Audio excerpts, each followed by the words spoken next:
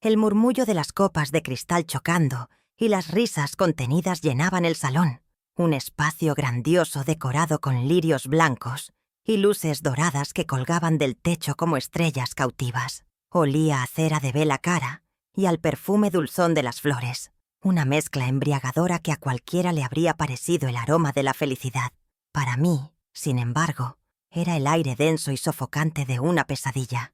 Mis manos, cubiertas con los guantes de encaje que había comprado especialmente para la ocasión, temblaban sobre mi regazo. Observaba la mesa principal, tan llena de vida, con mi hijo Andrés en el centro, radiante junto a su nueva esposa, Camila. Se suponía que yo debía estar allí, a su lado, compartiendo su alegría como la madre del novio. Pero en lugar de eso, estaba a punto de recibir la lección más cruel de mi vida, una que me enseñaría que el amor de una madre a veces puede ser la silla más solitaria del mundo. Fue entonces cuando se acercó la organizadora de bodas, una mujer alta y delgada con una sonrisa tan perfectamente ensayada que no llegaba a sus ojos. Llevaba una tableta en la mano como si fuera un cetro de poder. Se inclinó hacia mí, y su voz, aunque suave, cortó el aire festivo como un cuchillo afilado. «Señor Andrade», susurró, «lamento informarle que ha habido un pequeño cambio en la disposición de los asientos. Su lugar asignado no está en la mesa principal. Hemos preparado una mesa para usted en la parte trasera, para que pueda disfrutar de la velada con más tranquilidad». La palabra tranquilidad sonó como un eufemismo para aislamiento, una sentencia pronunciada con una cortesía venenosa. El impacto de sus palabras me dejó sin aliento, como si me hubieran golpeado en el estómago, robándome el aire y la voz para protestar. Mi primera reacción fue la incredulidad. ¿Un error? Tenía que ser un error. Mis ojos buscaron desesperadamente los de mi hijo, Andrés. Lo encontré a través del mar de invitados sonrientes. Él me vio, lo sé, pero su mirada se desvió casi al instante, un gesto fugaz de incomodidad, antes de volverse hacia Camila y sonreírle. Fue en ese preciso instante que comprendí. No era un error, era una orden, una decisión deliberada, ejecutada fríamente para borrarme de la fotografía familiar perfecta que tanto anhelaban. Sentí como un frío glacial se extendía por mis venas, congelando la sangre y el corazón, mientras la organizadora esperaba, con una paciencia casi insultante, a que yo me levantara y cumpliera con mi destierro. El camino hacia esa mesa solitaria en el fondo del salón fue el más largo y humillante de mi existencia. Cada paso resonaba en mi cabeza como un martillazo. Sentía cientos de miradas clavadas en mi espalda, algunas de curiosidad, otras de lástima, y me preguntaba cuántos de ellos sabían, cuántos eran testigos silenciosos de esta crueldad. Pasé junto a mesas llenas de amigos y familiares lejanos que reían y conversaban, ajenos a mi procesión de la vergüenza. El ruido de la fiesta parecía desvanecerse, reemplazado por un zumbido ensordecedor en mis oídos. La mesa estaba al lado de una puerta de servicio, casi oculta por una gran planta ornamental, como si la intención fuera no solo apartarme, sino esconderme por completo. Allí estaba, una pequeña mesa redonda, vestida con el mismo mantel blanco que las demás, pero con un único servicio. Un plato, un juego de cubiertos, una copa. Era una isla de soledad en medio de un océano de celebración. Sentarme allí fue como admitir mi derrota, aceptar el lugar que me habían asignado no solo en esa fiesta, sino en sus nuevas vidas. La soledad era tan densa que podía tocarla, un manto pesado que me envolvía y me asfixiaba. Observaba desde la distancia, como un fantasma en el banquete de mi propio hijo, el vacío a mi lado gritando la verdad de mi nueva condición. Era una extraña, una pieza sobrante en el rompecabezas perfecto que mi nuera había diseñado con tanto esmero. Desde mi exilio, mis ojos se encontraron con los de Camila. Ella levantó su copa de champán en un brindis general, pero su mirada se detuvo en mí por un segundo. No había disculpa ni compasión en sus ojos. Había un brillo de triunfo, una fría satisfacción que confirmaba todas mis sospechas. Era su obra maestra de crueldad, un mensaje claro y directo. Tú ya no perteneces aquí. Había ganado. Me había reducido a una nota a pie de página en la historia del día más importante de su vida y de la de mi hijo, y lo había hecho con una elegancia tan calculada que nadie podría acusarla abiertamente. Era una declaración de guerra silenciosa, y yo, desarmada y herida, era la primera víctima. Y Andrés, mi Andrés, lo vi reír, lo vi besar a su esposa, lo vi levantar su copa. Ni una sola vez giró la cabeza para buscarme en la penumbra del fondo del salón. Su cobardía era una daga que se retorcía en la herida que Camila había abierto. Él sabía, por supuesto que sabía. Había permitido que esto sucediera. Había consentido mi humillación para complacerla, para mantener la paz en su nuevo y brillante matrimonio. El hijo por el que había sacrificado todo, el hombre al que le había enseñado a ser fuerte y justo, ahora demostraba no ser más que una marioneta en manos de su esposa. Esa traición dolía más que el desprecio de Camila. Era una herida profunda que sangraba directamente en el alma. Pero mientras estaba sentada allí, tragándome las lágrimas y la amargura, algo más comenzó a crecer dentro de mí, justo debajo del dolor. Era una brasa pequeña y ardiente de una fuerza que había olvidado que poseía. Dejaron que me sentara sola. Me trataron como si yo no fuera nada, como si mi contribución a sus vidas hubiera sido borrada. Pero se olvidaron de algo. Se olvidaron de los cimientos sobre los que habían construido su castillo de cristal. Se olvidaron de un viejo baúl de madera en mi desván y del papel amarillento que guardaba dentro. En ese momento, mientras el mundo celebraba su unión, yo hice una promesa silenciosa. Esta humillación no sería el final de mi historia. Sería, por el contrario, el principio de la suya. Permítanme que me presente como es debido, más allá de la figura sombría sentada en la última mesa. Mi nombre es Isabel Andrade. Tengo 68 años recién cumplidos, aunque hoy me sienta de 1000. Hace ya una década que el amor de mi vida, mi Ricardo, me dejó para irse a un lugar donde, espero, las flores nunca se marchitan. Desde entonces, soy viuda, una palabra que siempre me ha sonado a hueco, a incompleto. Vivo sola en la misma casita que compramos con nuestros primeros ahorros, una casa que ahora parece demasiado grande y silenciosa, sin su risa resonando en los pasillos. Cada crujido de la madera, cada rayo de sol que entra por la ventana, me recuerda a él y a los años felices que se fueron demasiado pronto, dejándome con un álbum de recuerdos como única compañía. Mi vida es sencilla, quizás demasiado para los estándares de mi nuera. Me sustento con la modesta pensión que me dejó Ricardo, una cantidad que apenas alcanza para pagar las facturas y comprar lo indispensable, para completar mis ingresos y, sinceramente, para mantener las manos y la mente ocupadas, preparo dulces caseros. Mi cocina, pequeña y anticuada, se convierte 3 veces por semana en un taller de aromas a canela, leche y vainilla. Hago los mejores alfajores de maicena y un dulce de leche que, según decían mis vecinas, era capaz de curar cualquier pena. Venderlos en el mercado del barrio me da lo suficiente para permitirme algún pequeño capricho y, lo más importante, me hace sentir útil, que todavía sirvo para algo más que para desempolvar viejas fotografías. Mi rutina es un ritual inmutable. Me levanto con el sol, cuido de mis geranios y mis malbones, esas pequeñas explosiones de color en mi patio, que son mi orgullo. Luego, dedico la mañana a la casa, a mantenerla impecable, no por obsesión, sino por respeto a los recuerdos que habitan en ella. Cada rincón guarda una historia.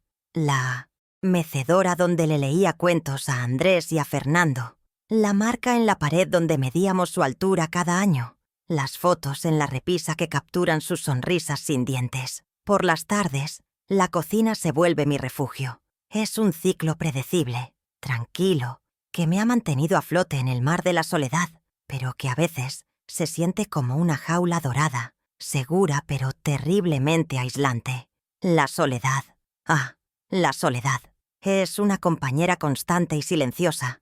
Se sienta a la mesa conmigo a la hora de cenar, ve la televisión a mi lado por la noche y me arropa en la cama. Mis hijos, mis 2 grandes tesoros, están ocupados con sus propias vidas. Andrés, el artífice de la boda de hoy, vive en la misma ciudad, pero su mundo de lujo y compromisos sociales parece estar en otra galaxia. Fernando, el menor, se mudó al sur hace años por trabajo y nuestras conversaciones son esporádicas, llenas de promesas de una visita que se pospone una y otra vez. Así, mis días transcurren en la espera de una llamada, de un mensaje, de una señal de que todavía ocupo un pequeño lugar en sus pensamientos. Siempre he pecado de generosa, o al menos eso decía mi madre. Tengo un corazón que no sabe poner barreras, que se desborda con facilidad, especialmente por mis hijos. Dar ha sido mi lenguaje de amor. Di mi tiempo, mis ahorros, mis noches de sueño, mis sueños propios. Lo di todo sin llevar la cuenta, porque una madre no lleva un libro de contabilidad del amor que entrega. Esta incapacidad para decir no, para imponer un límite, me ha convertido, ahora lo veo, en una figura cómoda, predecible y, al parecer, fácilmente descartable. Mi vulnerabilidad no era una cualidad que ellos admiraran, sino una puerta abierta que nunca dudaron en cruzar a su conveniencia. Pero no se equivoquen, esta vulnerabilidad está construida sobre una base de una fuerza que ni yo misma recordaba poseer. Cuando Ricardo murió, el mundo se me vino encima. El dolor era un océano negro que amenazaba con ahogarme, pero tenía 2 hijos adolescentes que me necesitaban. Así que me sequé las lágrimas, me puse su viejo delantal y aprendí a arreglar un grifo que gotea, a negociar con el banco, a ser padre y madre a la vez. Luché contra la tristeza y el desamparo con uñas y dientes, y logré sacar a mis hijos adelante. Esa leona que peleó por sus cachorros sigue aquí, dormida bajo capas de ternura y años de costumbre. Pero la humillación de hoy, créanme, la está empezando a despertar de su largo letargo. Si me vieran ahora, verían a una mujer de cabello casi completamente blanco, recogido en un moño sencillo. Verían las arrugas que surcan mi frente y las comisuras de mis labios, un mapa de cada preocupación y cada sonrisa que la vida me ha regalado. Mis manos, sobre todo, cuentan mi historia. Están manchadas por la tierra del jardín, marcadas por alguna que otra quemadura de la cocina, con las uñas cortas y prácticas. No son las manos suaves y cuidadas de Camila, son las manos de una trabajadora, de una madre, de una superviviente. Mi cuerpo está cansado, sí, pero mi espíritu, aunque herido, se niega a doblegarse. Hay una dignidad en mis hombros caídos que nadie podrá arrebatarme. Esta casa, mi pequeña fortaleza de ladrillos y tejas, es mi ancla. No es lujosa como la mansión que mi hijo acaba de construir, pero cada objeto en ella tiene alma. La vieja radio de Ricardo que aún funciona, el juego de té de porcelana de mi madre, que solo uso en ocasiones especiales, la colección de libros con las páginas amarillentas. Es mi universo, el último bastión de mi identidad. Aquí no soy la madre invisible de la boda. Soy Isabel, la esposa de Ricardo, la guardiana de las memorias de la familia Andrade. Y es en este santuario donde guardo, sin que nadie lo sepa, el documento que podría cambiarlo todo, el verdadero cimiento sobre el que mi hijo y su ambiciosa esposa han edificado su futuro. Durante años, mi identidad ha estado fusionada con la de mis hijos. He sido la mamá de Andrés, la mamá de Fernando. Cuando me presentaban a alguien, ese era mi título, y yo lo aceptaba con orgullo, porque ser su madre era mi mayor logro. Pero al sentarme en aquella mesa solitaria, despojada de mi lugar de honor, me di cuenta de que en el proceso de darles todo, me había vaciado de mí misma. ¿Quién era Isabel sin su rol de madre? ¿Qué quería? ¿Qué soñaba? ¿Qué le dolía? La crueldad de Camila, sin saberlo, me estaba haciendo el regalo más doloroso y necesario. Me estaba obligando a reencontrarme, a recordar a la mujer que existía antes de ser madre. Y es esta mujer la que ahora les habla, la que ha decidido que ya basta. Mi vida ha sido un tapiz tejido con hilos de sacrificio y amor incondicional, y no permitiré que lo usen de alfombra para limpiar sus zapatos caros. La injusticia de esa noche no fue solo un error de protocolo, fue un acto simbólico, un intento de borrar mi historia para empezar a escribir la suya sobre una página en blanco. Pero se equivocaron. Mi historia tiene raíces profundas, y una de esas raíces está anclada a la tierra misma que ellos ahora pisan con tanta arrogancia. No buscaré venganza. No está en mi naturaleza. Buscaré justicia. Una justicia silenciosa, paciente y, les aseguro, inolvidable. ¿Y tú? ¿Qué habrías hecho en mi lugar? Cuéntamelo en los comentarios. Mi familia, lo que queda de ella, se resume en mis 2 hijos, Andrés y Fernando. Son el sol y la luna de mi vida, aunque últimamente uno de ellos brille en un firmamento muy lejano al mío. Andrés, el mayor, el novio de la boda, es arquitecto, un hombre brillante, de eso no hay duda, con un talento que lo ha llevado a construir grandes edificios y, ahora, su propia vida de lujo. Lo recuerdo como un niño cariñoso, siempre pegado a mis faldas, con un corazón tan grande que no le cabía en el pecho. Pero el éxito y la influencia de su esposa lo han ido puliendo hasta convertirlo en alguien que apenas reconoco. Un hombre más preocupado por las apariencias que por los afectos, cuya lealtad parece tener un precio que yo ya no puedo pagar. Fernando, mi pequeño, vive a cientos de kilómetros.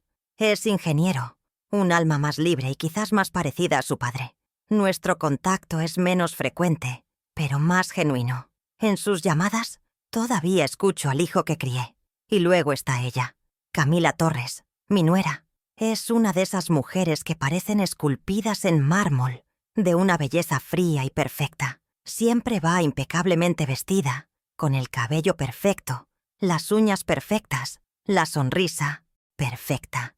Pero sus ojos, 2 pozos oscuros y calculadores, delatan la verdadera naturaleza que se esconde tras esa fachada inmaculada. Proviene de una familia con dinero, pero sin el linaje que ella anhela, por lo que su vida es una carrera obsesiva por escalar la pirámide social. Ve el mundo como un tablero de ajedrez y a las personas como piezas que puede mover o sacrificar a su antojo para alcanzar sus objetivos. Yo, con mi vida sencilla y mi falta de conexiones importantes, soy un peón que estorba en su estrategia, un recordatorio vergonzoso de los orígenes humildes de su flamante esposo. La motivación de Camila es tan transparente como el cristal más fino, el estatus. No se casó con Andrés solo por amor. Se casó con el arquitecto de éxito que podría construirle el palacio de sus sueños y darle el apellido que la colocaría en los círculos sociales que tanto codicia. Su objetivo es proyectar una imagen de perfección,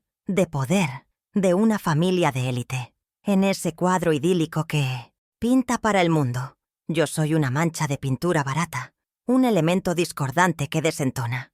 Mi presencia le recuerda a ella y a los demás que Andrés no nació en cuna de oro, sino en el seno de una familia trabajadora que luchó para darle un futuro. Y eso, para Camila, es una imperfección intolerable que debe ser borrada o, como mínimo, escondida en el rincón más oscuro del salón.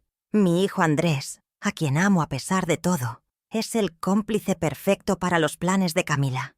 No es que sea malvado, no. Su problema es otro. Es un hombre débil, profundamente inseguro y con una necesidad casi patológica de la aprobación de los demás, especialmente de la de su esposa. Camila lo sabe y lo explota con una maestría digna de una villana de novela. Le ofrece su amor y su admiración de forma condicional, como un premio que él debe ganar cada día.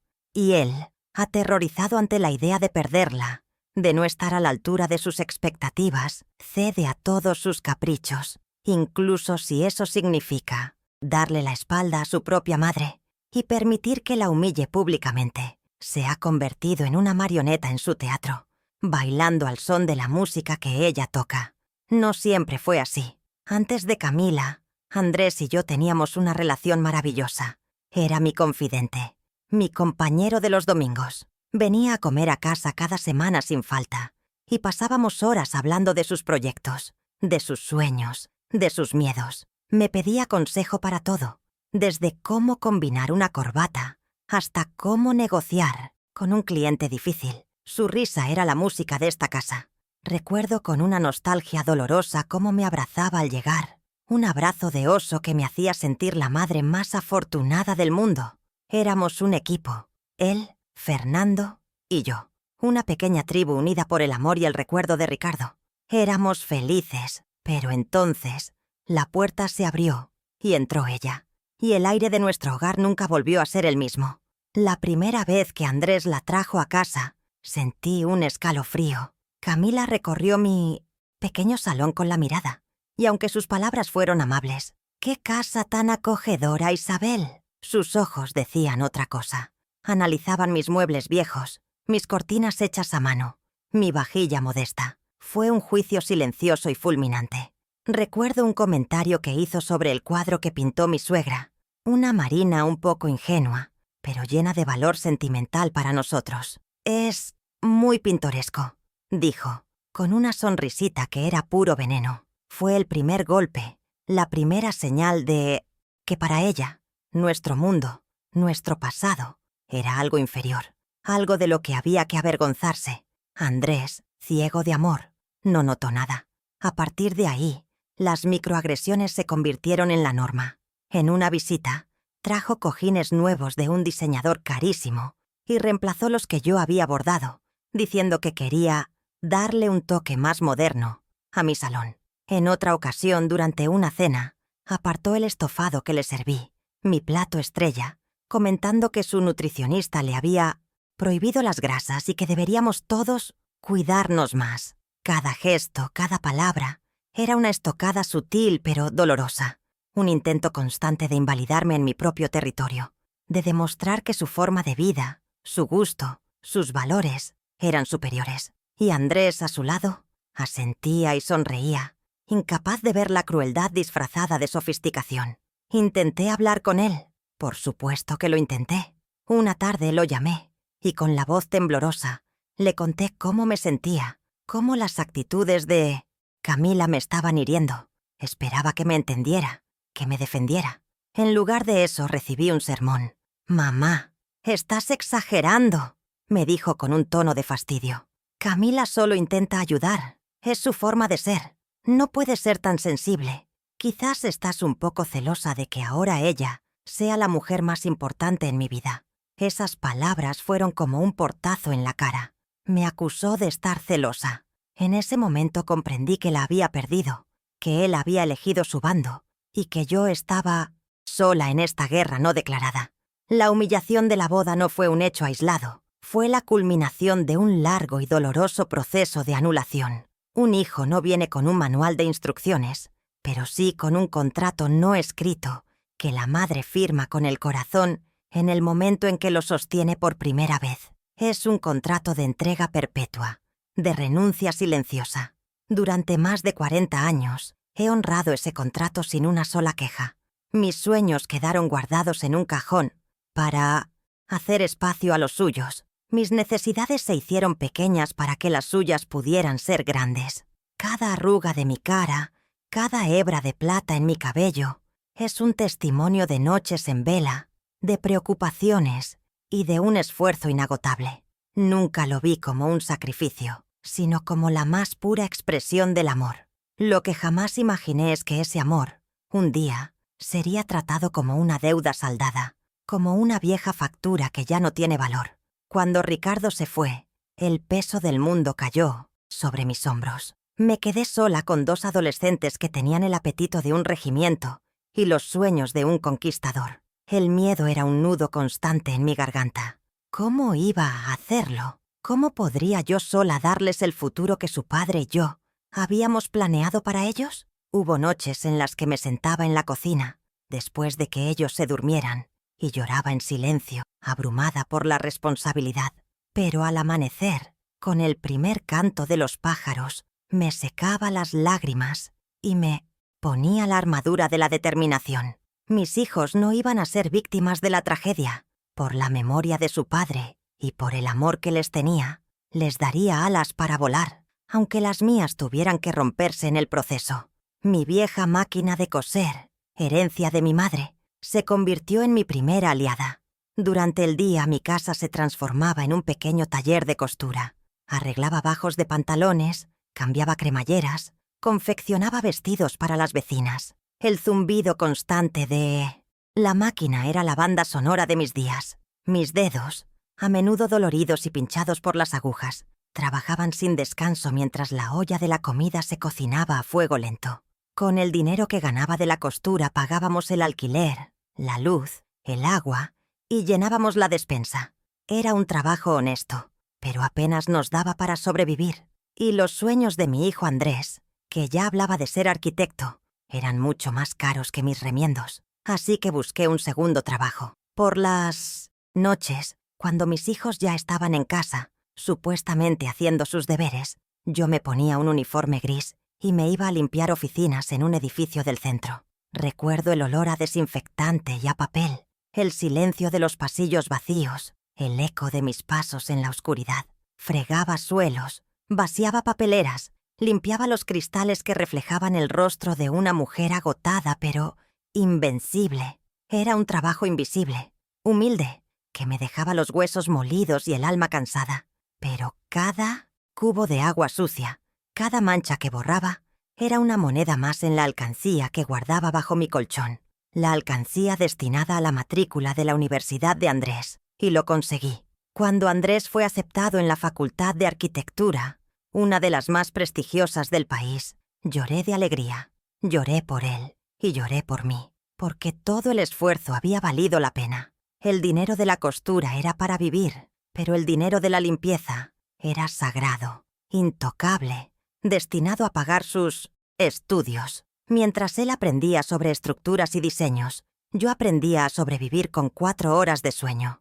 Mientras él dibujaba planos de edificios majestuosos, yo dibujaba círculos de cansancio bajo mis ojos. Nunca le conté los detalles de mi trabajo nocturno. Le decía que era un trabajo administrativo, para que no sintiera vergüenza.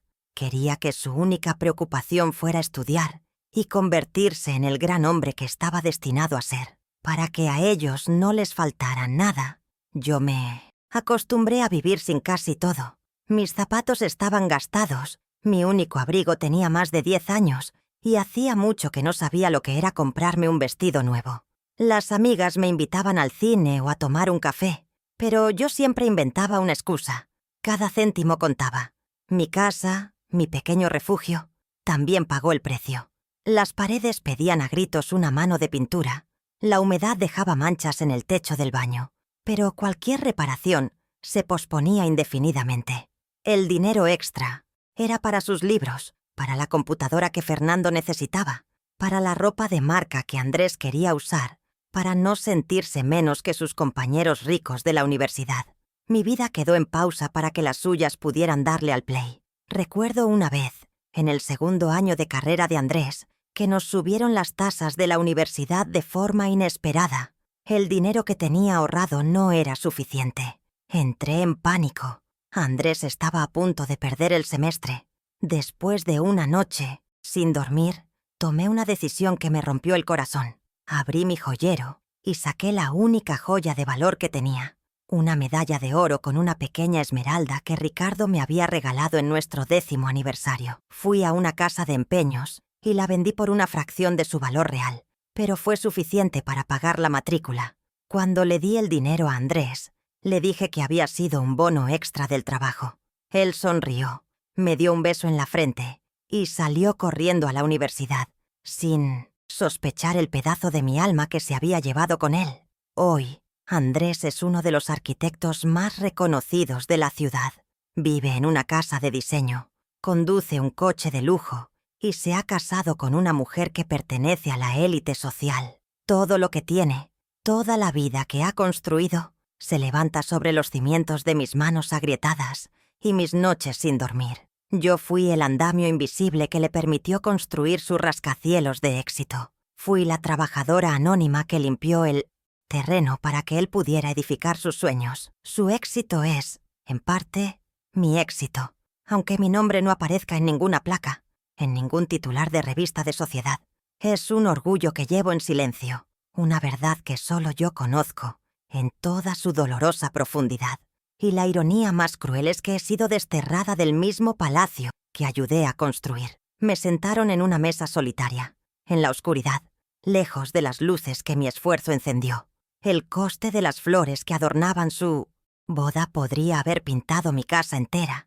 El precio del vestido de novia de Camila podría haberme permitido vivir un año sin preocupaciones. Mientras ellos brindaban con champán francés, yo recordaba el sabor del café recalentado que bebía en mis pausas de 15 minutos en aquella oficina fría y solitaria. Me dieron las sobras de un banquete que yo misma había cocinado durante 20 años. La ingratitud es una bofetada que resuena mucho más fuerte que cualquier palabra. Créanme, yo nunca esperé que me pagaran la deuda. El amor de una madre es una inversión a fondo perdido. No quería su dinero, no quería su lujo. Lo único que anhelaba era un lugar en su mesa, un lugar en su vida. Quería respeto, quería que me miraran a los ojos y reconocieran, aunque solo fuera una vez, que sin mí, nada de esto sería posible. Quería que le contaran a su esposa con orgullo: esta es mi madre, la mujer que se sacrificó para que yo esté aquí hoy. Pero en lugar de eso, obtuve silencio, vergüenza y un asiento en el rincón del olvido. Y ese es el dolor que me consume, la certeza de que mis sacrificios no solo no fueron valorados, sino que fueron deliberadamente escondidos, como si fueran una mancha en su impecable historia.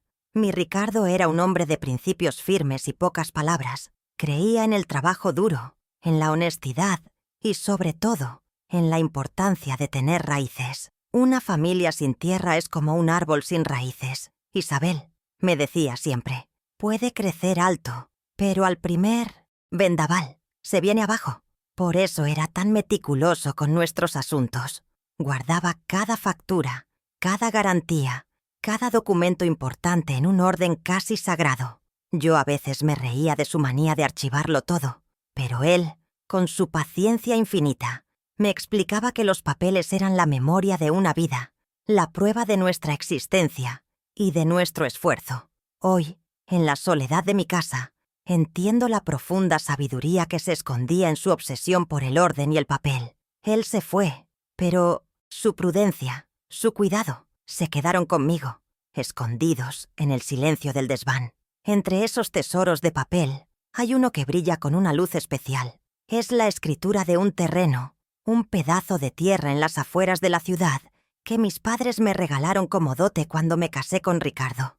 En aquel entonces, no era más que una parcela de campo, con algunos robles viejos y el canto de los grillos como única música. Ricardo y yo pasábamos los domingos allí, soñando despiertos. Íbamos a construir nuestra casa, una casa con un gran porche y un jardín lleno de flores, donde nuestros hijos crecerían libres y seguros. La vida, con sus giros inesperados, no nos lo permitió. Su partida prematura dejó ese sueño en suspenso, y el terreno quedó allí, como un testigo mudo de un futuro que nunca fue, esperando pacientemente un nuevo propósito. Todos los documentos de nuestra vida en común descansan en un viejo baúl de madera de cedro que Ricardo heredó de su abuelo. Está en el desván, cubierto por una fina capa de polvo y telarañas. Abrirlo es como abrir una puerta al pasado. Huele a madera vieja, a papel amarillento y a naftalina. Dentro, en carpetas cuidadosamente etiquetadas con la caligrafía perfecta de mi esposo, está toda nuestra historia, nuestros certificados de nacimiento, el acta de matrimonio, las cartas que nos escribimos durante el noviazgo y, por supuesto, los títulos de propiedad. Allí, en una carpeta que dice «Propiedades familiares», duerme desde hace casi 50 años la escritura original del terreno de mis padres, un documento con mi nombre de soltera, Isabel Andrade, como única y legítima propietaria. Hace un par de años, cuando Andrés y Camila decidieron casarse y buscar un lugar para construir su casa, mi corazón de madre no lo dudó. Los invité a tomar el té y, con la mayor de las ilusiones, les ofrecí el terreno. «Hijo», le dije a Andrés, tomando sus manos entre las mías, «quiero que construyas tu hogar en la tierra de tus abuelos. Es mi regalo de bodas para ustedes. Tu padre habría estado tan orgulloso de ver tus diseños hechos realidad en nuestro pedacito de cielo». Fue un ofrecimiento hecho desde el alma, un acto de amor puro, sellado con un abrazo y las lágrimas de emoción de mi hijo. En ese momento, las formalidades legales, las firmas ante notario, me parecieron detalles fríos e innecesarios que empañarían la pureza del gesto. Confiaba en mi hijo, Andrés, consumido por la emoción del momento y la presión de los preparativos de la boda. Aceptó el regalo con una gratitud que parecía sincera, Camila, a su lado, sonrió complacida, viendo ya su futura mansión en aquella parcela vacía. Pero en su prisa, en su arrogancia juvenil de dar las cosas por sentadas, nunca se detuvieron a pensar en los detalles prácticos. Asumieron que la palabra de una madre era suficiente, que el terreno era suyo sin más. Nunca me preguntaron por la escritura, nunca sugirieron ir a un abogado para formalizar la donación. Estaban demasiado ocupados eligiendo mármoles italianos y grifería alemana, como para preocuparse por un viejo papel guardado en el desván de una casa que consideraban anticuada. La soberbia, a veces, es el velo que nos impide ver los detalles más importantes. Y así, la escritura original, ese trozo de papel quebradizo con sellos oficiales y firmas antiguas, sigue en el fondo del baúl, en el silencio y la oscuridad del desván. No lo he guardado como un arma secreta, Dios me perdone. Lo he guardado como lo que es, el último vínculo tangible con mis padres y con los sueños de mi esposo. Hasta la noche de la boda, era simplemente una reliquia, un recuerdo agridulce. Pero ahora, mientras la humillación todavía arde en mi piel, no puedo evitar pensar en él. Pienso en la prudencia de Ricardo y siento como si, desde el más allá, me estuviera susurrando al oído, recordándome que las raíces, a veces, no solo te anclan, sino que también te dan el poder de hacer temblar la tierra sobre la que otros han construido su arrogancia. La resaca de la humillación es peor que la de cualquier vino. A la mañana siguiente de la boda, con el corazón todavía hecho un nudo, llamé a Andrés. Necesitaba escuchar su voz. Necesitaba una explicación, una disculpa, algo que me dijera que el hijo que yo había criado seguía ahí, sepultado bajo el traje de novio caro. Su respuesta fue una ráfaga de viento helado. «Mamá, por favor, no empieces», me dijo, con un tono que mezclaba impaciencia y fastidio. Fue un simple error de la organizadora, un problema de logística. Estás haciendo una montaña de un grano de arena. No me dejó replicar. Dijo que tenían un avión que coger para su luna de miel en Bali, y colgó. Me quedé con el teléfono en la mano, escuchando el silencio, sintiéndome no solo herida, sino también ridícula, como si mi dolor fuera una exageración, una molestia en su nueva y brillante vida. Unos días después, mientras ellos seguramente disfrutaban de playas paradisíacas, recibí una llamada de un número desconocido. Era Camila. Su voz sonaba tan dulce y empalagosa como un merengue. «Isabel, querida, te llamo para decirte que siento mucho si hubo algún malentendido en la boda. Con el estrés y tantos invitados, a veces las cosas se complican», dijo, con una maestría en el arte de disculparse, sin admitir culpa alguna. Antes de que pudiera responder, cambió de tema con una agilidad asombrosa. «Oye, estaba pensando, voy a participar en un evento benéfico, y me preguntaba si podrías pasarme tu famosa receta de alfajores. Sería un éxito». La audacia de su petición me dejó sin palabras. Quería mi receta, mi trabajo, mi legado culinario, pero me negaba mi lugar, mi dignidad, mi sentir. Era una experta en tomar lo que le servía de mí y desechar el resto. Regresaron de su viaje exótico convertidos en la pareja del momento. Organizaron un cóctel en su nueva casa para enseñar las fotos de la luna de miel a su círculo más íntimo. Fui invitada, por supuesto. La fachada de familia unida debía mantenerse, pero desde que llegué me sentí como una pieza de museo. Camila me presentaba a sus amigos, todos ellos gente importante y adinerada, con una condescendencia que me helaba la sangre. «Les presento a la mamá de Andrés», decía, sin usar mi nombre, como si yo fuera un mero apéndice de mi hijo. Y luego añadía con una sonrisita, «Hace unos dulces caseros que son una monada». Me sentía como un objeto decorativo, una anécdota entrañable para entretener a sus invitados, no como la matriarca de la familia, la raíz del hombre con el que se había casado. En un momento de la velada, mientras buscaba un vaso de agua en la cocina, los escuché. Camila hablaba con una de sus amigas en la terraza contigua. La puerta de cristal estaba entreabierta y su voz llegaba clara y nítida. «Es agotador, te juro. Su madre tiene unas ideas tan anticuadas», le decía a la amiga. Voy a tener que ir educando a Andrés poco a poco para que corte un poco el cordón umbilical. Necesitamos nuestro propio espacio, nuestra propia imagen, ¿entiendes? La amiga rió con complicidad. Escuchar esa confesión, esa estrategia planeada para alejarme de mi propio hijo, fue como recibir una puñalada por la espalda. No era mi imaginación, no estaba exagerando. Había un plan en marcha para convertirme en un fantasma en mi propia familia, y lo estaban ejecutando con una precisión quirúrgica. Una semana más tarde, Andrés apareció en mi casa sin avisar. No venía a disculparse ni a hablar de lo nuestro. Venía como un emisario de su esposa.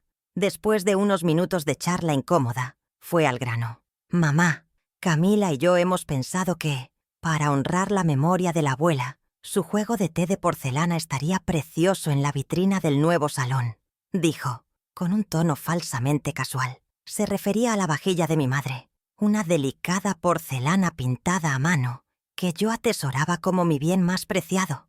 Era el último recuerdo tangible que me quedaba de ella. Cuando vio la duda en mi cara, su tono cambió. «Vamos, mamá, aquí solo coge polvo.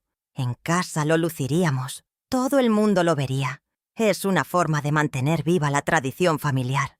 Mi negativa fue suave pero firme. Le expliqué que ese juego de té no era un objeto de decoración, sino el corazón de muchos de mis recuerdos más felices.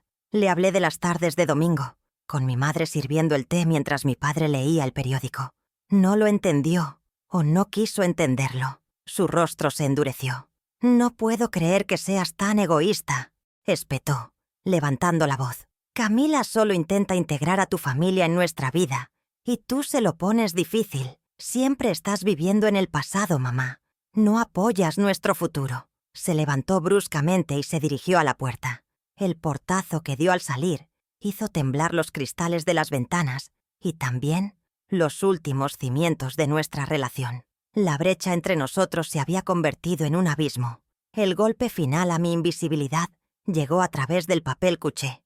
Un mes después, una conocida revista de sociedad publicó un reportaje de varias páginas sobre la casa del año, la mansión de Andrés y Camila. Las fotos eran espectaculares, mostraban cada rincón de su lujosa vida. En la entrevista, Andrés hablaba de su visión y empuje personal como las claves de su éxito. Camila, por su parte, se explayaba sobre su exquisito gusto para la decoración y cómo había creado un santuario de elegancia moderna. Leí el artículo de principio a fin, buscando una pequeña mención, un agradecimiento, una palabra para la mujer cuyas noches sin dormir habían pagado la carrera que lo hizo posible. No había nada. Mi nombre no existía. Habían borrado mi historia con la misma facilidad con la que se pasa la página de una revista.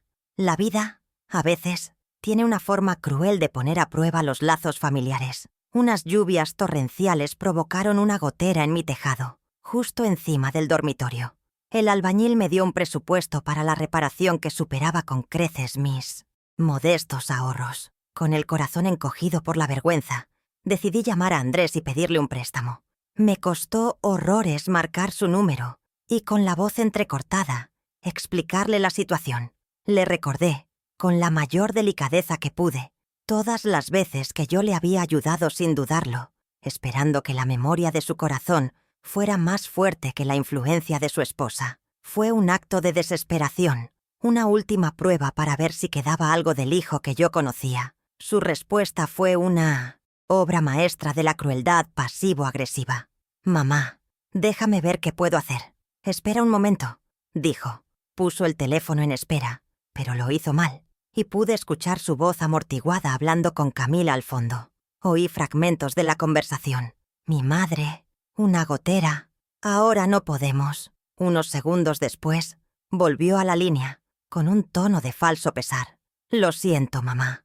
Nos encantaría ayudarte, pero ahora mismo las cosas están muy justas. Con los gastos de la boda y los últimos detalles de la casa, estamos al límite». La mentira era tan burda, tan insultante, que sentí cómo la sangre se me subía a la cabeza.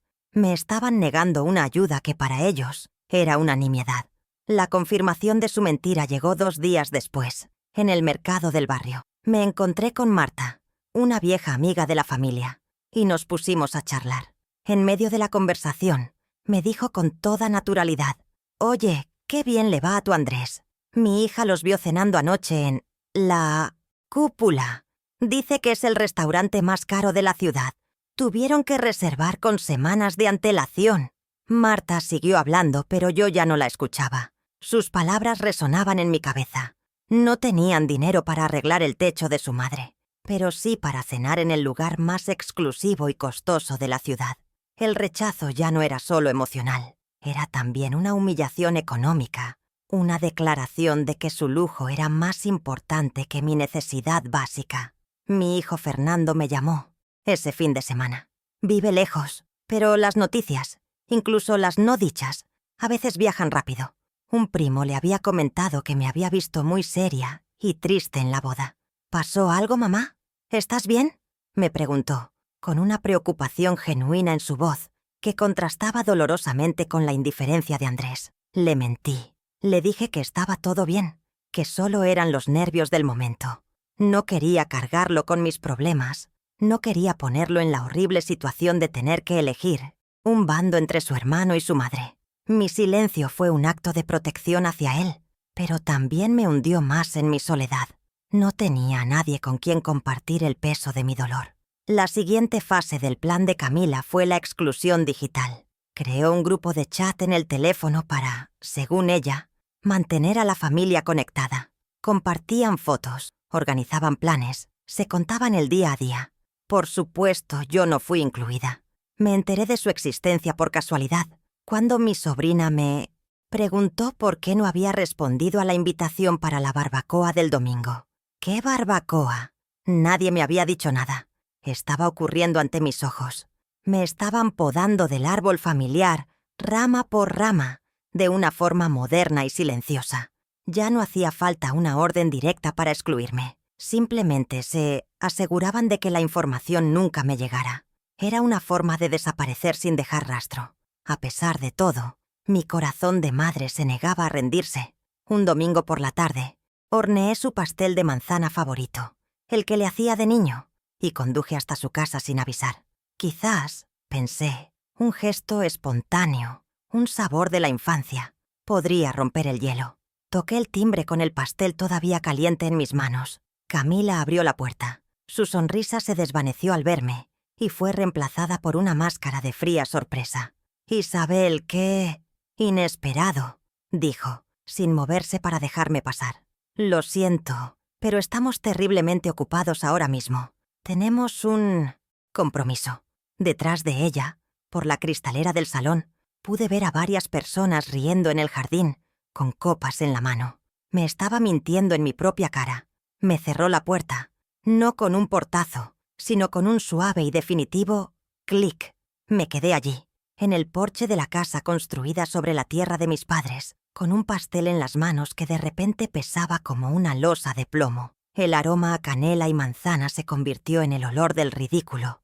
Di media vuelta y caminé hacia mi sacoche, pero esta vez no había lágrimas en mis ojos, no había súplica en mi corazón, solo había un frío glacial, una calma terrible y una claridad absoluta. La guerra que ellos habían librado con alfileres, yo ahora la entendía. Ya no se trataba de una sucesión de malentendidos o insensibilidades. Era una campaña deliberada para anularme. Y en ese preciso instante, de pie en su acera, decidí que se había acabado. Ya no iba a llorar. Iba a pensar. El viaje de vuelta a casa desde su mansión fue extrañamente tranquilo. El pastel de manzana, en el asiento del copiloto, llenaba el coche con un aroma dulce y hogareño que se sentía como una burla. Miraba la carretera, pero mi mente estaba más clara y nítida que nunca. Las lágrimas que habían amenazado con brotar en su puerta se secaron antes de nacer, reemplazadas por una frialdad que no sabía que poseía. Ya no había dolor, ni súplica, ni esperanza de reconciliación. Era como si una parte de mí, la madre abnegada y eternamente comprensiva, hubiera muerto en aquel porche, y en su lugar, al volante de mi viejo coche, estaba naciendo una nueva Isabel, una mujer que había agotado todas las vías del amor, y ahora solo le quedaba el camino de la estrategia.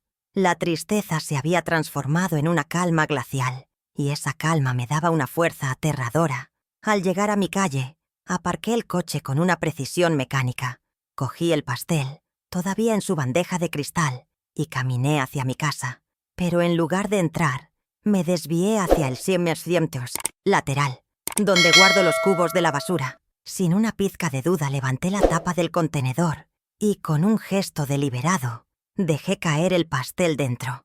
El sonido sordo del cristal chocando contra el plástico fue el punto final de un capítulo de mi vida. En ese acto simbólico no solo estaba tirando un postre rechazado, estaba desechando décadas de intentar ganar afecto a través de la dulzura, de ofrecer pedazos de mi corazón con la esperanza de recibir una migaja a cambio. Se acabaron los ofrecimientos, se acabaron los gestos de amor no correspondido. A partir de ahora, si querían algo de mí, tendrían que aprender a pedirlo. Entré en casa y el silencio me recibió, pero por primera vez en mucho tiempo, no se sentía como el silencio de la soledad, sino como el silencio de un cuartel general antes de la batalla. Era un silencio lleno de propósito, de pensamientos que se ordenaban. No encendí la televisión ni la radio. Fui directamente al salón y me senté en la vieja butaca de orejas de Ricardo, el lugar donde él leía el periódico y reflexionaba. Nunca me sentaba allí porque me traía demasiada nostalgia. Pero esa noche fue diferente. No me senté para recordarlo con tristeza, sino para invocar su sabiduría, su pragmatismo. Miré el retrato de mis hijos en la pared, sonriendo en un tiempo más feliz, y por primera vez los vi no solo como mis niños, sino como las personas en las que se habían convertido. Uno en un cómplice, la otra en una adversaria. Mis pensamientos volaron hacia el pasado, pero no con la melancolía de siempre. Aterrizaron en una de las frases favoritas de mi esposo. El respeto no se pide, Isabel, se gana. Y a veces hay que exigir que te lo devuelvan. ¿Cuánta razón tenía? Había pasado los últimos años mendigando respeto, pidiendo por favor un poco de consideración, un gesto de cariño, y solo había recibido desprecio y condescendencia. Comprendí en ese instante que el amor no era el idioma que ellos hablaban, el idioma que Camila entendía, y el que le había enseñado a mi hijo. Era el del poder, el del estatus, el de la ventaja. Y para mi sorpresa, descubrí que una parte de mí, una parte que había estado dormida durante mucho tiempo, estaba dispuesta a aprender a hablar ese idioma con fluidez. Fue en esa butaca, en la penumbra del salón, donde tomé la decisión. Se acabó implorar, se acabó sufrir en silencio.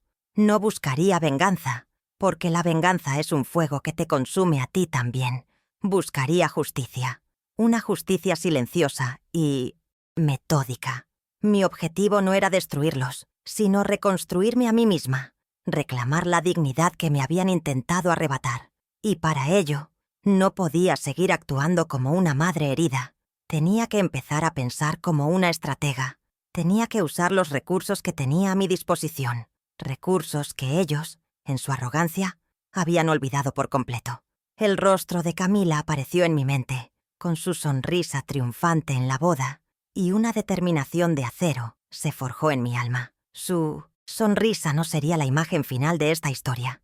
Mi primer movimiento no sería una llamada furiosa ni una carta llena de reproches. Eso es lo que ellos esperarían de la sensible Isabel.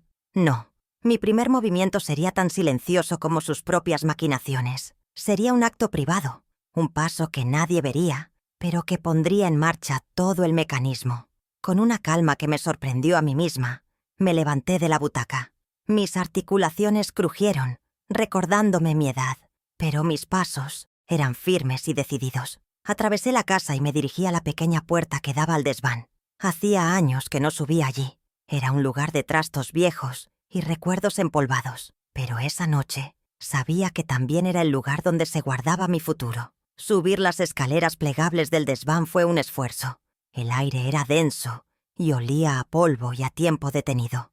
Cada peldaño que subía era como ascender desde el sótano, de la victimización, hacia un nuevo plano de acción. La débil luz de una bombilla desnuda iluminaba un paisaje de muebles cubiertos con sábanas blancas, como fantasmas de una vida pasada.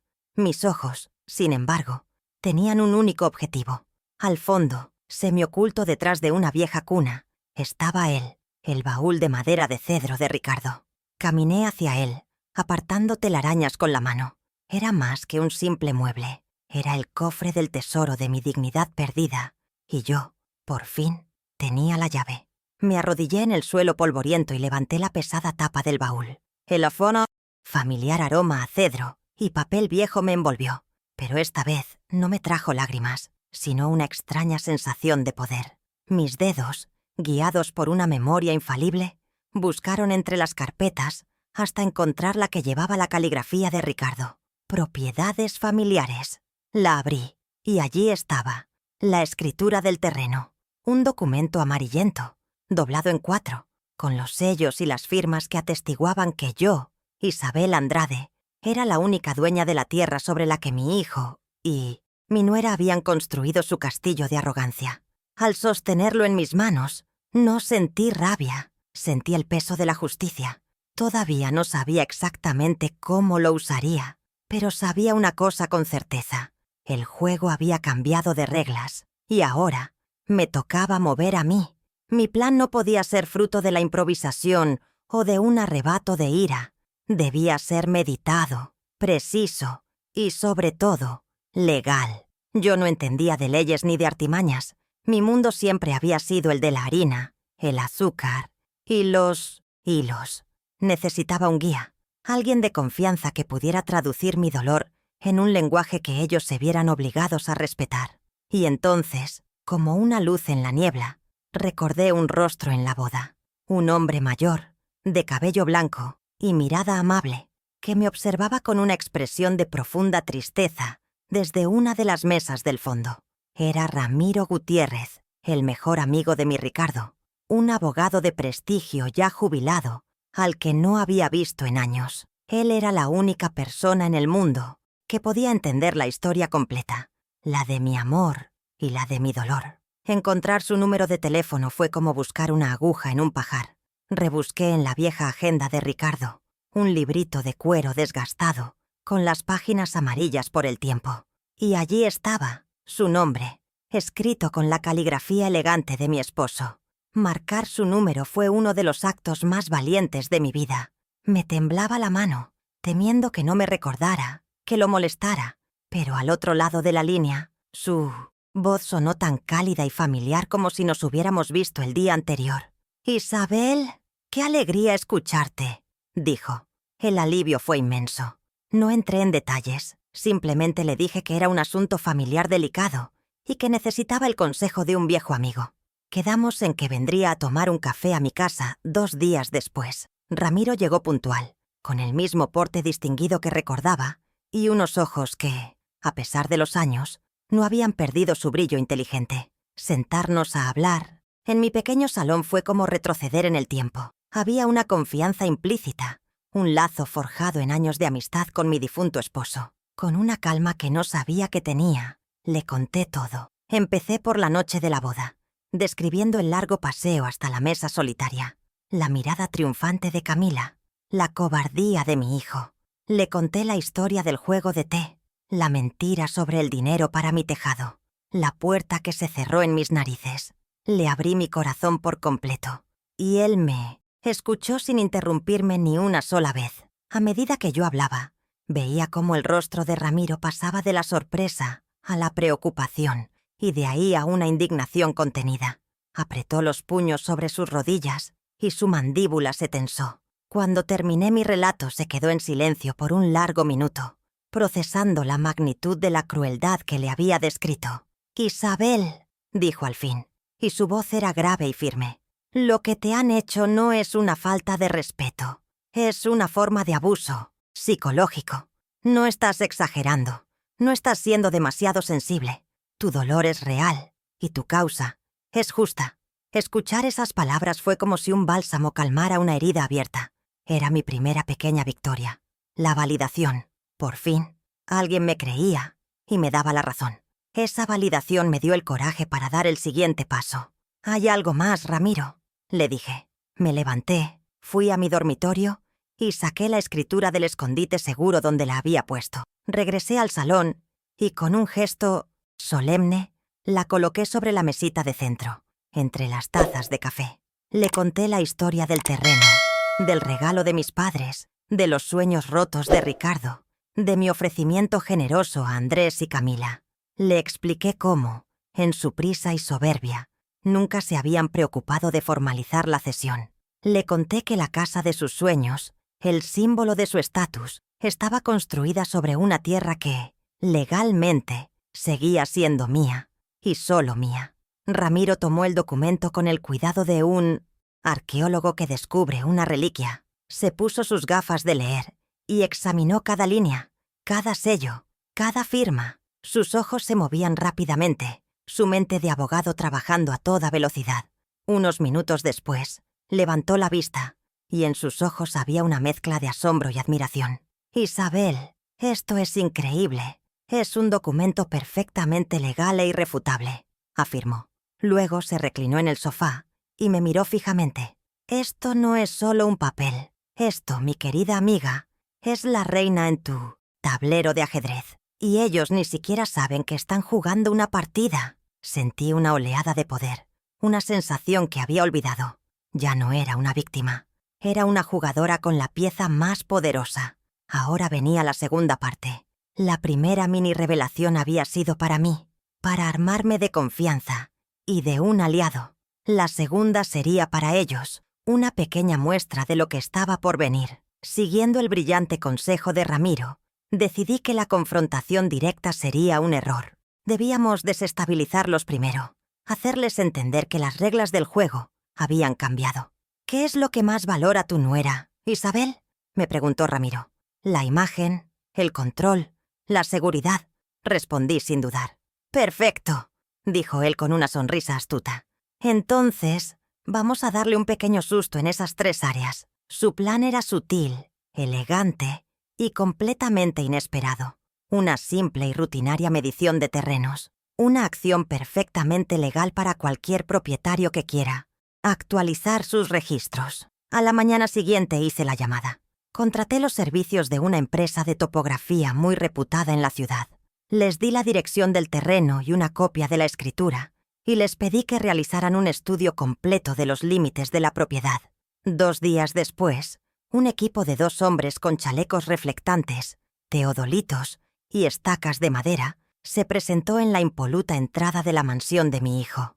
Imagino la escena. Camila, quizás tomando un café en Min Mocionos, su terraza, viendo a esos extraños plantar sus equipos en su jardín perfectamente cuidado.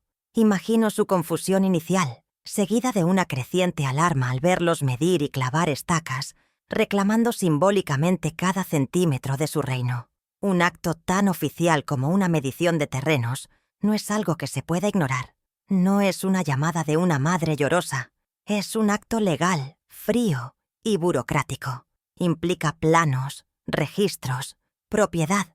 Habla el único idioma que Camila respeta, el idioma del papeleo y las consecuencias. Puedo visualizarla corriendo hacia los topógrafos, exigiendo una explicación, y puedo oír la respuesta educada pero firme de los profesionales. «Señora, hemos sido contratados por la propietaria legal del terreno, la señora Isabel Andrade, para realizar una actualización catastral. El nombre, mi nombre, la propietaria legal». Esas palabras deben haber resonado en su cabeza como una sentencia, el primer temblor de un terremoto que amenazaba los cimientos de su mundo. Perfecto. Tal y como Ramiro había predicho, mi teléfono sonó esa misma tarde. Era Andrés. Su voz no era arrogante ni condescendiente. Era un torbellino de pánico y confusión.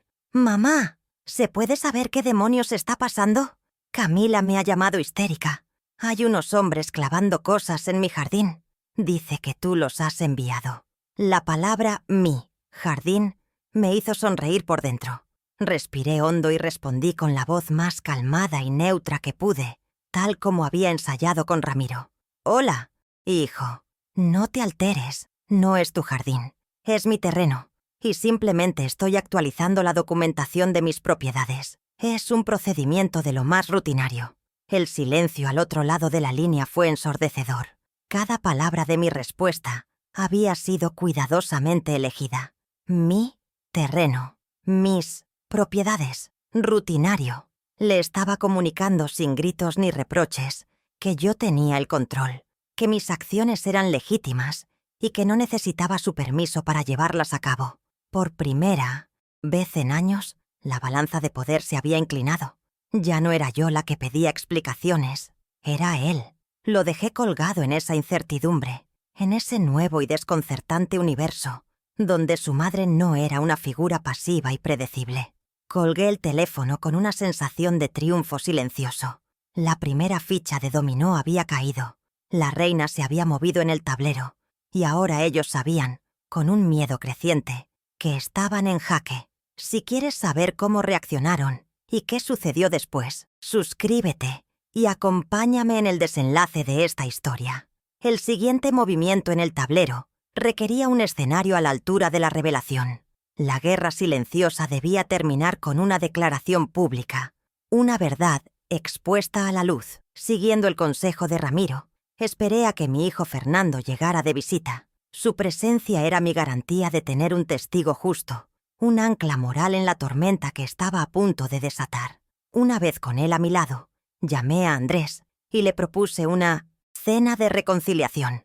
Para dejar atrás los malentendidos, le dije con una voz suave que enmascaraba mi férrea determinación. Insistí en que fuera en su casa, en su territorio. Quería que la verdad explotara en el corazón mismo del reino, que habían construido sobre cimientos de arena, delante de la única persona cuyo juicio Andrés todavía temía, el de su hermano menor. La atmósfera en su lujosa casa era tan fría como el mármol que cubría el suelo. Se podía cortar la tensión con un cuchillo.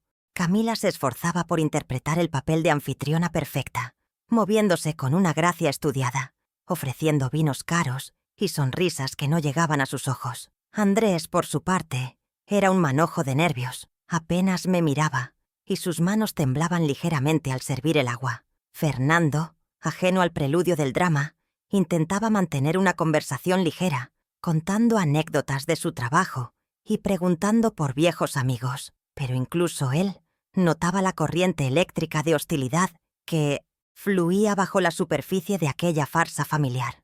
Era la calma tensa que precede a la tempestad, y todos lo sentíamos. Durante la cena, Camila no perdió la oportunidad de hacer alarde de su estatus. Habló sin parar de su reciente viaje de compras a Miami, de la próxima gala benéfica que estaba organizando y de los influyentes vecinos que acababan de conocer. Cada palabra era una demostración de poder, un intento de recordarme mi lugar en su nuevo universo, de empequeñecerme con el brillo de su éxito.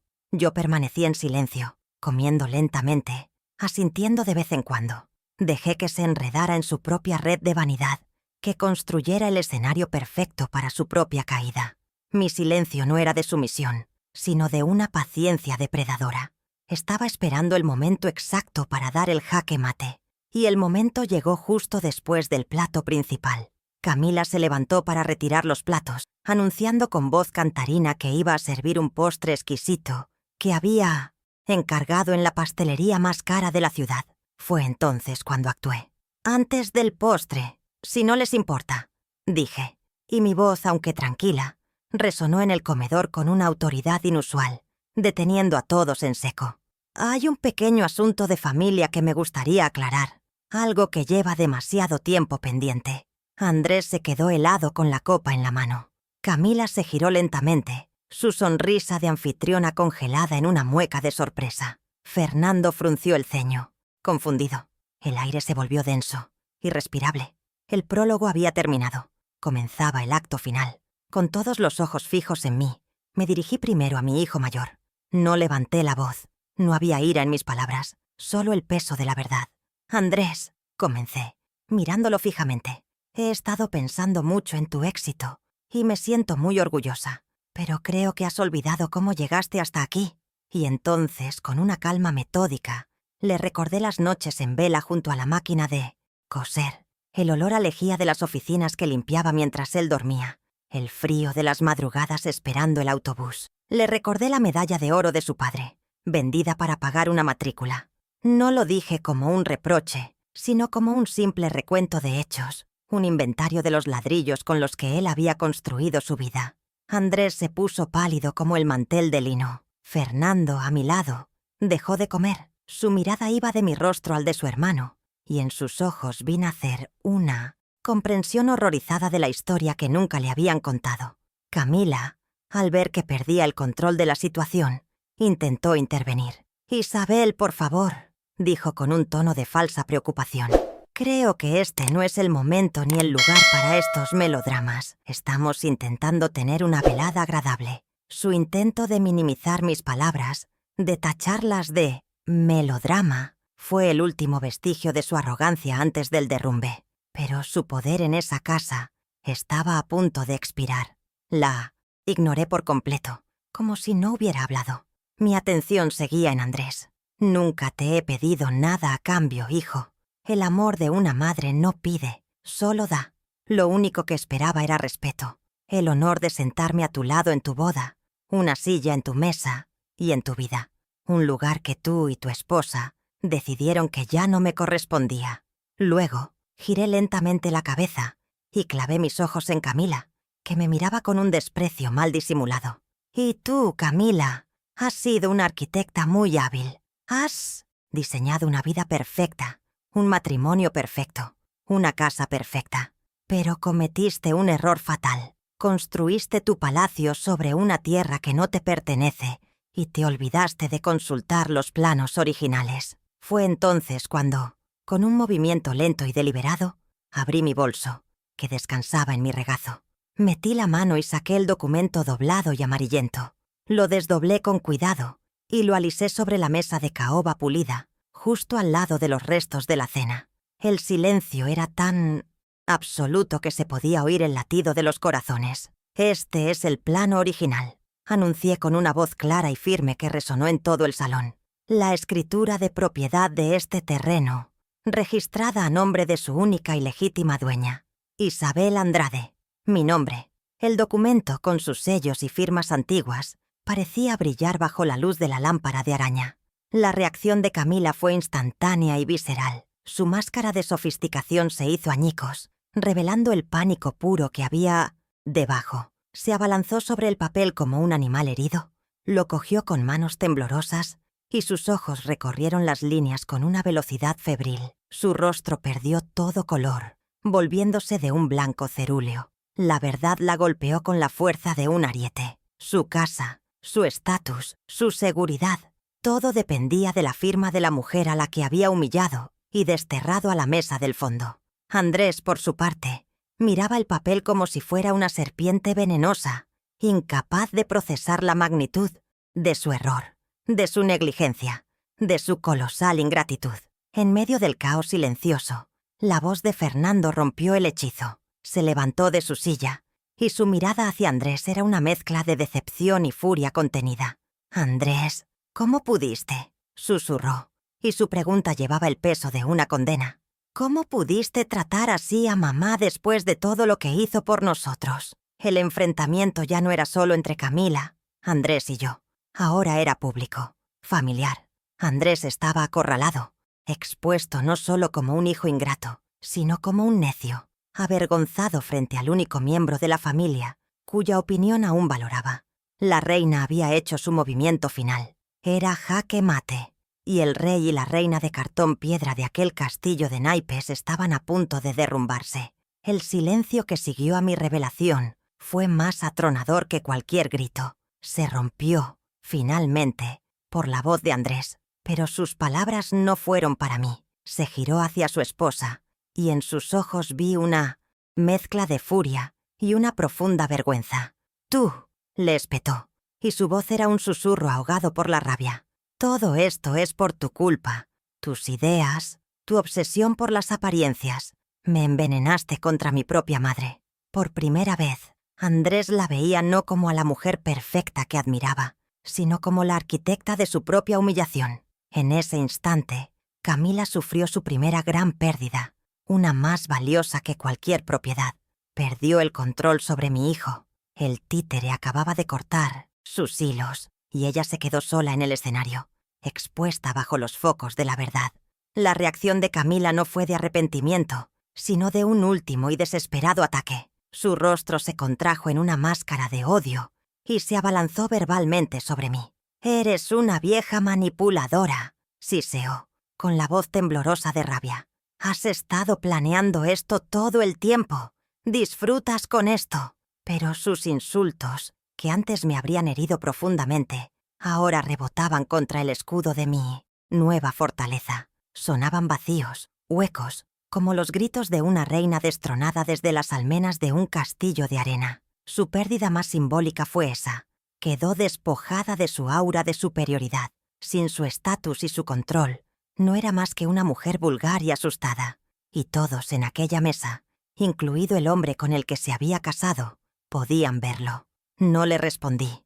No merecía ni una palabra más de mi parte. Con la calma de quien sabe que ha ganado la guerra, me giré hacia mi hijo, Fernando, que había permanecido como un juez silencioso durante toda la escena. «Fernando, cariño, ¿podrías llevarme a casa? Estoy un poco cansada», le dije con suavidad. Este simple acto de ignorarla, de dar por terminada la conversación en mis propios términos, fue mi declaración final de poder. Me levanté de la mesa, dejando la escritura sobre la madera pulida como un recordatorio imborrable de la nueva realidad. Al salir de aquella casa, apoyada en el brazo de mi hijo leal, no sentí ni triunfo ni alegría. Sentí una inmensa y tranquila paz. Había recuperado mi dignidad, y ese era el único trofeo que importaba. Los días siguientes fueron un goteo de llamadas desesperadas de Andrés a mi teléfono. No las respondí. Dejaba que su voz se grabara en el contestador, una y otra vez. Eran mensajes caóticos, llenos de disculpas atropelladas, de súplicas para que hablara con él. Siguiendo el sabio consejo de Ramiro, le di tiempo para que reflexionara, no solo sobre su humillación, sino sobre las causas profundas de su comportamiento. Necesitaba que entendiera la magnitud de su traición por sí mismo, sin mi guía, sin mi consuelo. Cada llamada no contestada era un ladrillo más en el muro de mis nuevos límites, una lección silenciosa de que el acceso a mi amor y a mi perdón ya no era incondicional. Tenía un precio, y ese precio era el respeto. Una semana después del fatídico día, Andrés se presentó en la puerta de mi casa. Estaba solo. Su aspecto era desolador, ojeroso, sin afeitar, con la ropa arrugada. Parecía haber envejecido 10 años. Ya no había rastro del arquitecto arrogante y exitoso. Ante mí solo había un hijo arrepentido, un hombre roto. No intentó dar excusas ni culpar a Camila. Simplemente se quedó ahí, en el umbral, y las lágrimas comenzaron a rodar por sus mejillas. «Perdóname, mamá», sollozó con la voz quebrada. «Perdóname. Tenías razón en todo. Fui un cobarde y un necio. Perdóname». Era la disculpa que había anhelado durante meses. Una disculpa sincera, sin adornos, nacida del más puro arrepentimiento. Lo dejé pasar y le serví un vaso de agua. Al mirarlo ya no sentía rabia, solo una profunda tristeza por el tiempo que habíamos perdido.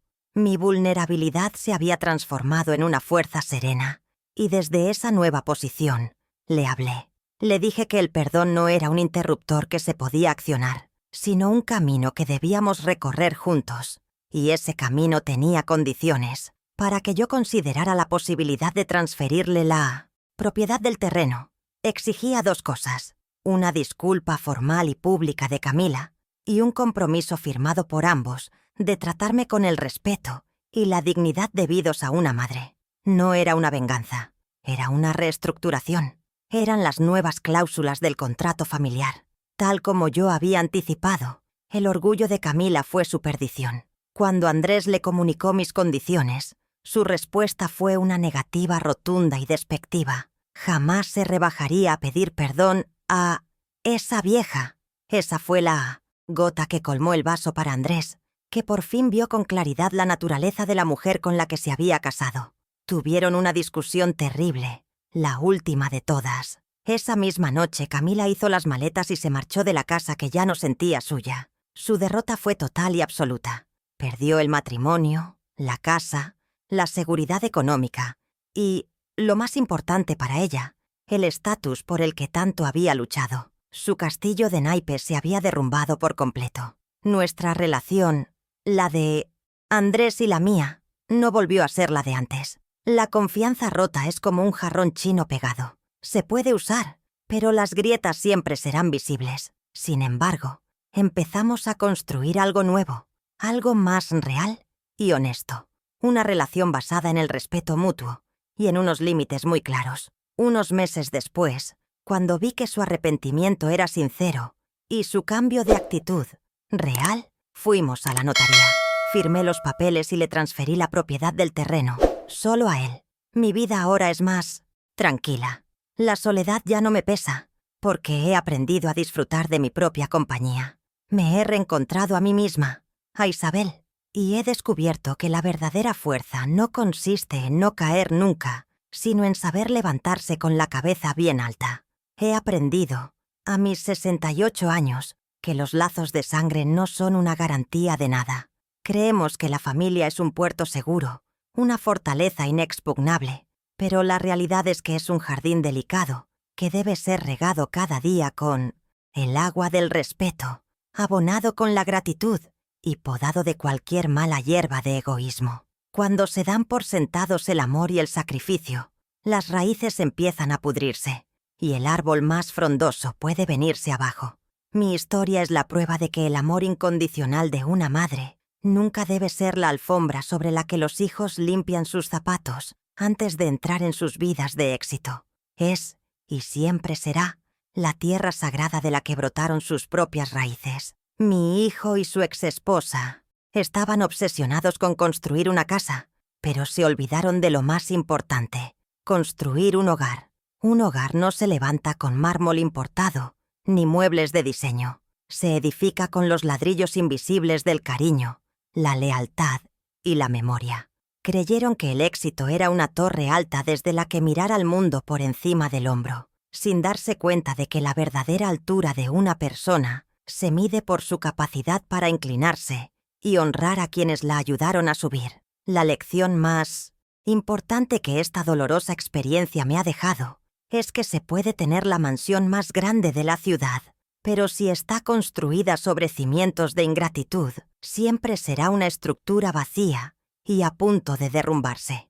También he aprendido que somos nosotros quienes enseñamos a los demás cómo tratarnos. Durante demasiado tiempo, mi amor ilimitado no tenía fronteras y permití que cruzaran mis límites una y otra vez, justificándolo como un sacrificio maternal. El punto de inflexión no llegó cuando ellos cambiaron, sino cuando cambié yo. El día que elegí mi dignidad por encima de mi necesidad de ser amada, fue el día en que recuperé el control de mi vida.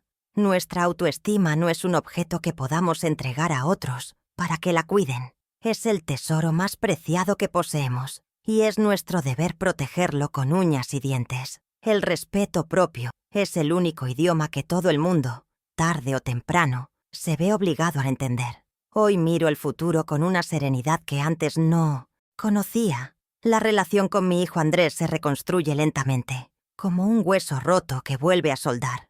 Ya no es el amor ciego de antes, es un afecto más maduro, consciente de sus cicatrices, pero también de su capacidad de sanar. He aprendido que el perdón no es olvidar, sino recordar sin que duela, y que la verdadera reconciliación solo es posible cuando viene acompañada de un cambio real y sostenido en el tiempo. Nuestra historia no es un cuento de hadas con un final perfecto, sino una lección de vida sobre cómo, a veces, las relaciones deben romperse por completo para poder volver a unirse de una forma más sana y fuerte. Y así, al final de este camino, me quedo con una verdad tan simple como profunda.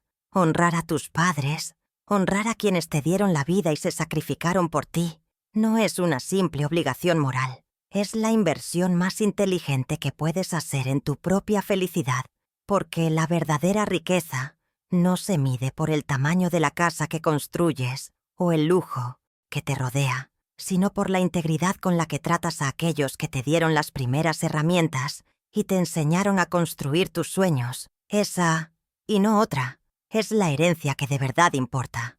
Me encantaría saber si alguna vez te pasó algo parecido o qué lección te ha dejado mi historia. Tu experiencia también es valiosa,